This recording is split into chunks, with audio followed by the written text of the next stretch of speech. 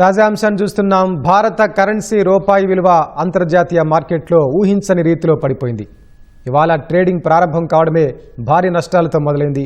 America డాలర్తో పోలిస్తే రూపాయి ఏకంగా 145 పైసలు పడిపోయి ₹94.96 వద్ద ఆల్ టైమ్ కనిష్ట స్థాయిని తాకింది.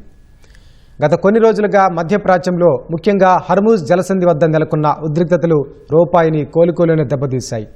ఇరాన్ అమెరికా మధ్య పెరుగుతున్న యుద్ధ వాతావరణం ఇన్వెస్టర్లను ఆందోళనకు గురిచేస్తోంది. దీని ప్రభావం నేరుగా కరెన్సీ మార్కెట్పై కనిపిస్తోంది.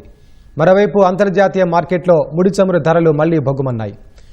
బ్రెంట్ క్రూడ్ ధర బ్యారెల్కు $100 మార్కును దాటడంతో భారత్ వంటి దిగుమతి చేసుకునే దేశాలపై భారం పెరిగింది. దీనివల్ల డాలర్కు డిమాండ్ పెరిగి రూపాయి విలువ మరింత దిగజారింది.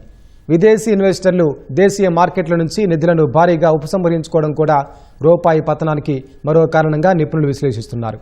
ఈ నేపథ్యంలో రూపాయిని నిలబెట్టేందుకు రిజర్వ్ బ్యాంక్ ఆఫ్ ఇండియా ఎలాంటి చర్యలు తీసుకుంటుందోనని మార్కెట్ వర్గాలు ఆసక్తిగా గమనిస్తున్నాయి. మరోవైపు అంతర్జాతీయంగా నెలకొన్న పరిస్థితుల ప్రభావంతో దేశీయ స్టాక్ మార్కెట్లు నష్టాలతో ప్రారంభమయ్యాయి.